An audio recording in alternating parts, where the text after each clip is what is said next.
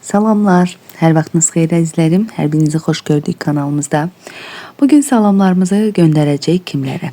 Ayşə Laçınova, bizim daimi izləyicimiz. Buradan salamlarımı göndərirəm Ayşə qızımıza. Rəvan Həsənzadə, Rəvan balamız Samuqdan yazır və Samuqa da buradan salamlar, Rəvana da salamlar. Samuqa buradan salamlarımı göndərirəm.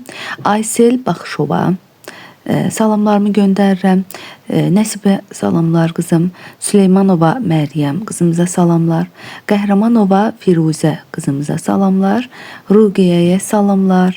Zəhra və Cini belə bu şəkildə qeyd olmuş. Hər ikisinə salamlarımı göndərirəm. Əkbər Fərədzadəyə salamlar.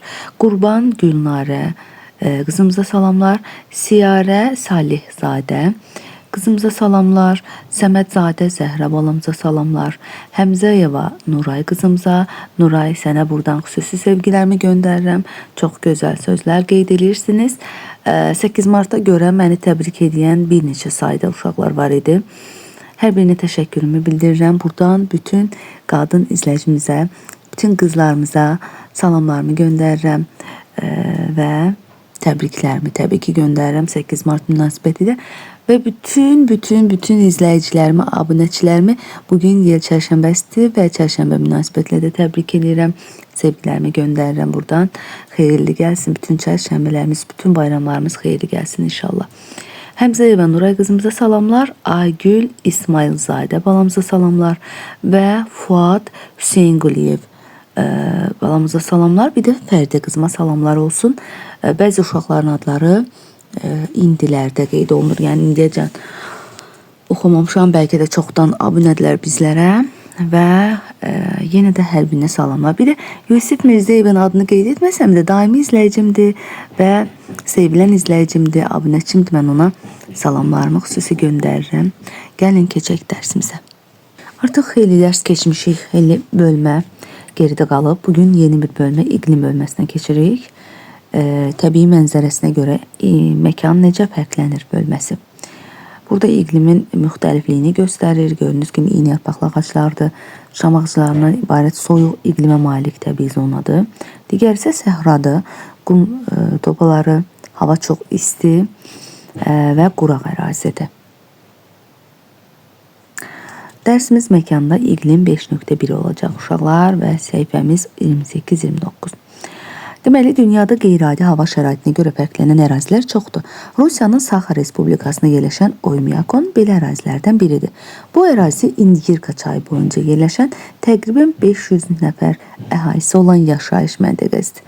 Təsəvvür ki, o 500 nəfərdən biri sizsiniz. Orada yaşaya bilərsinizmi? Mən soyuğu heç sevmirəm. Şəxsən səhrada yaşamaq istəyərəm ki, soyuqda yaşaya bilmərəm. Oradakı ümumiyyətcə təhlükəlidir. Yəqin hər biriniz izləmişsiniz Oymyakonla bağlı video çarxlar. Oymyakon adlı bir bölgədəki yerli Eving xalqının dilindən götürülmüş və suyun donmadığı yer mənasını bildirir. Niyə donmur ki? Əksinə. Oymyakon belə adlandırılmasının səbəbi burada yeraltı istibulaqların olması ilə bağlıdır. Bəli, burada yeraltı istibulaqlar var və bundan qazanxana kimi də istifadə edirlər. Oymyakon orta qış temperaturuna görə yer kürəsində ən soyuq daimi yaşayış məntəqəsidir. Şimal yarımkürəsinin ümumiyyətcə ən soyuq nöqtəsi də Oymyakonda yerləşir bu arada.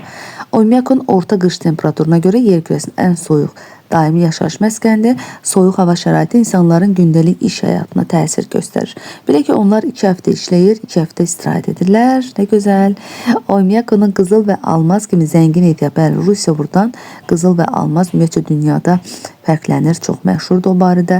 Yəni bu faydalı qazıntılarla. Burada insanların iş yerləri məhduddur. İşçilər əsasən dağ mədən sənayesi, restoran, market, xidmət sahələrində işləyirlər. Bura baxın, görün nə dərəcədə vahiməli bir mənzərədir. Kipriklər nə qədər donubdur. Oymyakonda torpaq donmuş vəziyyətdə olduğu üçün nəqliyyat vasitələrinin hərəkəti çətinlik yaranır. Hava o qədər soyuqdur ki, torpağın üst qatı tamamilə buz örtüyü ilə ibarət. Nə qədər dərinliyə qədər və orada əkinçilik qəti şəkildə mümkün deyil uşaqlar. Suyu belə atırsan göyə, su göydə, qaynar su belə göydə dərhal donur. Və bura baxanda, elə şəklə baxanda adama bir soyuqluq gəlir, üşütmə gəlir. Gecələr avtomobillər işlək vəziyyətdə saxlanıldıqda benzin donur. saxlanılmadıqda, daha doğrusu benzin donur.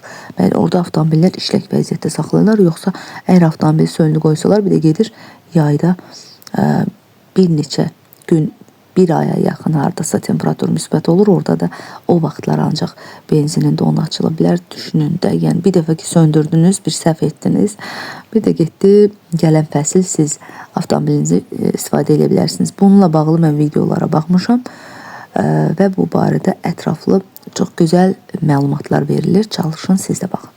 Həqiqətən çox maraqlıdır. Bu isə insanların aylarla avtomobillərdən məhrum olması deməkdir. Bəli, bayaq dediyimiz kimi. Oymyakon qütb ətrafı enliklərdə yerləşir və az günəş enerjisi alır. Hətta bəzi yerlərində qütb gecələri, qütb gündüzləri müşahidə olunur bu arada. Çay dərəsində yerləşən və dağlarla əhatə olunan Oymyakonun relyefi hamar və nisbətən hündür ərazilərdən ibarətdir. Dağlar okeanlardan gələn yumşaq havanın bura daxil olmasına imkan vermir. Vaxt dağın yerləşməsindən asılıdır uşaqlar. Bəzən elə yerlər var ki, dağlar soyuq havanın qarşısını kəsir, ərazinin iqliminin mülayimləşməsinə səbəb olur. Məsəl üçün, bizim canım gözüm Qafqazımız, məsələn, Böyük Qafqaz dağları elə bir istiqamətdə yerləşib ki, Qafqaz dağlarının mövqeyi şimaldan gələn soyuq hava kütlələrinin qarşısını kəsir və çox soyuq olmamağını, qışda ümumiyyətcə soyuq olmamağın qarşısını alır, havanın mülayimləşməsinə səbəb olur.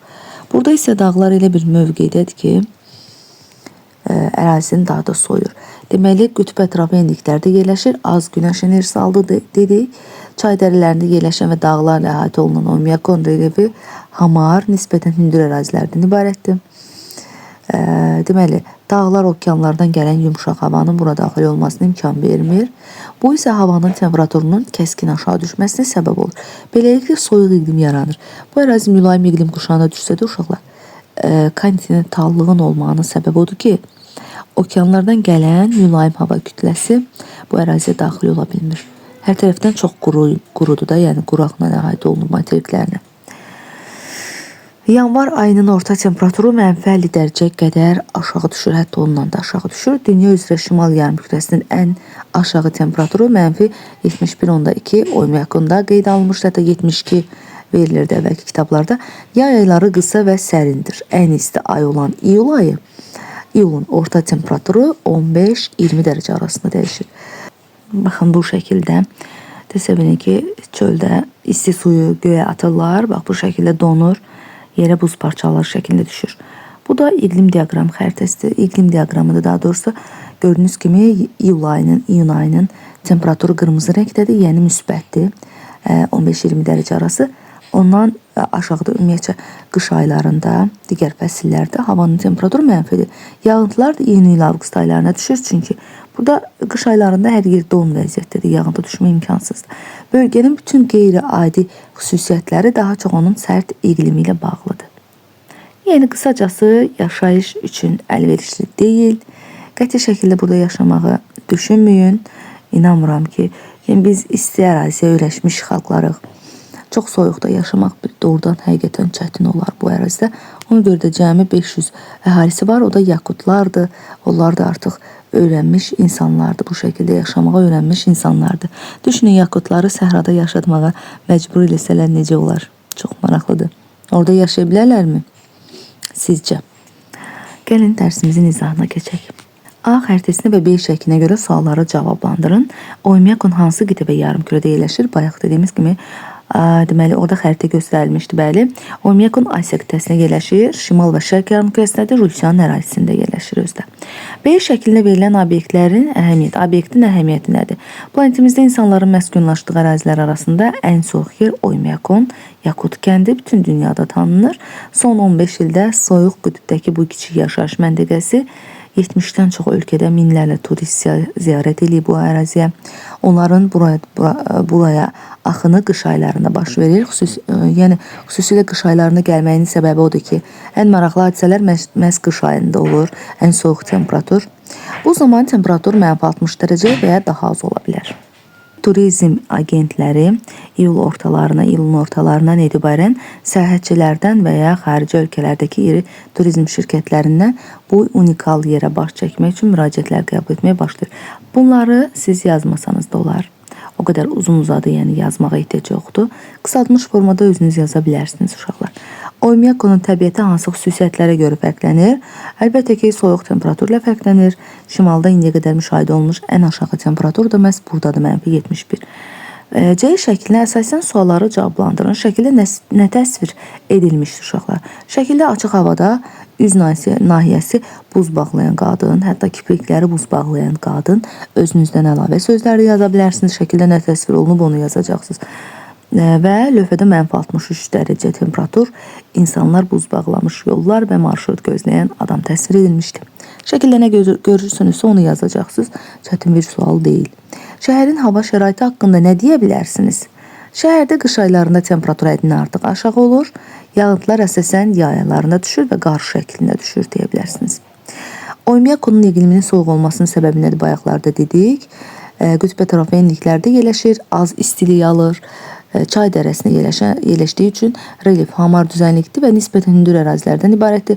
Bu düzənliklər dağlarla əhatə olunur. Mətndən götürüb bu sözləri yaza bilərsiniz. Artıq bu hissəni mən düşünürəm ki, hər biriniz başa düşmüsünüz. İqliminin niyə soyuq olmağını, şimaldan gələn soyuq hava bu əraziyə daxil olur. Havanın temperaturunun kəskin aşağı düşməsinə səbəb olur. D şəklini təhlil edin. Şəklə və mətnə əsasən şimal yarımkürəsində yerləşən Oymyakonun ən soyuq ərazi olmasında relyefin rolu nə ola bilər? Bayaqda danışdıq. Burada Verxayanski və Çerski silsilələri var uşaqlar. Bu dağ silsilələri əhatə olunmuşdur. Vadilərdə soyuq hava aşağı inir. Deməli, belə yaza bilərsiniz. Verxayanski və Çerski dağlarla əhatə olunmuşdur və şimaldan, okeanlardan gələn mülayim havanın, daha doğrusu şərqdən Sakit Okean üzərindən məsəl üçün mülayim hava kütləsinin gəlməyinin qarşısı alınır. Ona görə də havanın soyuq olmağına səbəb olur. Və deməli, şimal yarımkürəsinin ən soyuq nöqtəsi niyə mülayim enlikdədir? Çünki burada kontinental ərazidir və okeanlardan təcrid olunub, okeanlardan uzaqda yerləşir. Ona görə ən soyuq nöqtə qütb ətrafına, Arktik bölgəsinə yox, sırf mülayim iqlim qurşağına düşür uşaqlar. Düşünün. Bu da əlavə bir məlumatdır. Su çərşənbəsi çöldə odun doğranır. Bütün uşaqlar bu barədə xüsusi cəhdlə hazırlaşırlar. Ona görə biraz səs ola bilər. Videonu bu dəqiqə dərhal çəkib paylaşıram. Y qrafikini təhlil edib sualları cavablandırın. Oymyakonun ən isti və ən soyuq aylar hansılardır? Ən isti ay iyul, ən soyuq ay isə yanvardır. Bayaqki diaqramda da dedim bunu. Ən çox yağıntı düşən fəsli müəyyən edin. Yağıntılar bayaq dediyimiz kimi yay fəslinə düşür. Qışda hər yer soyuq olur, buz bağlayır. Yağıntı düşmə imkansız olur. F şəklini şərh edin. Sizcə şəkildə hansı proses baş verir? Bu suyun maye halından bərk halına keçməsi prosesdir. Havanın temperaturu çox soyuq olduğundan havaya atılan su dərhal donur. Mayeden birbaşa bərk hal sublimasya. Belə, dərsimiz bu qədər. İnanıram ki, hər biriniz üçün çox maraqlı oldu. Buradan Oymyakona da salamlar. Bizi başa düşməsələr də salam göndərək yenə də. Allahın salamıdır. Hər birinizə uğurlar arzulayıram. İnşallah ki, yaxşı nəticə göstərərsiniz. Uşaqlar yazanda nəticələrinin yaxşı olduğunu deyəndə məndə xüsusi bir həvəs yaranır. Həqiqətən çox sevinirəm ki, sizə müsbət təsir göstərə bilirəm, köməklik göstərə bilirəm. Məqsədim də zaten budur. Hər birinizi öpürəm. Çox sevirəm sizlərin hər birini. Sağ olun uşaqlar.